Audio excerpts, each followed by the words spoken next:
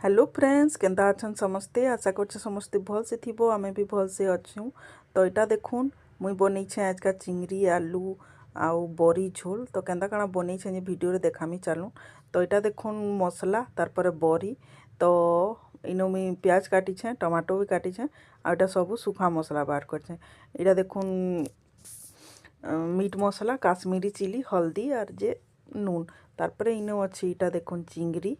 तारपरे मैं कढ़ई बसे कर दे दूछे तेल तारपरे बरी के भाजी कर उलची देली तारपरे चिंगरी के भी भाजी कर उलची देमी तारपरे इने मुई तेल दे करी प्याज के भाजी देमी आउ जे तेजपतर के भी दे देमी सेथिरे उलीटा लाल हे आला परे तारपरे दे दी छे मसला मसला के टिके कसला परे सेथिरे दे देली टमाटो नून तारपरे जहाँ भी थिला सुखा मसला सेटा के भी दे देमी तारपरे इथिरे मुई दे देमी पैन टिके पैनटा फुटी आला परे बरी के दे देमा तारपरे इटा देखुन आलू तरकारी थिला सेटा के भी मिसई देमी इथिरे जेहेतु मैं चिंगरी आलू तरकारी रांधुछे तो इटा दे देली चिंगड़ी के देखुन फास्ट बरी के दे दी बुतिरबा बोली करी तारपरे आलू तरकारी के भी लगे देली तारपरे मोर हे गला रेडी इटा चिंगड़ी आलू बरी रो झोल देखुन आउ बहुत टेस्ट लागुथला।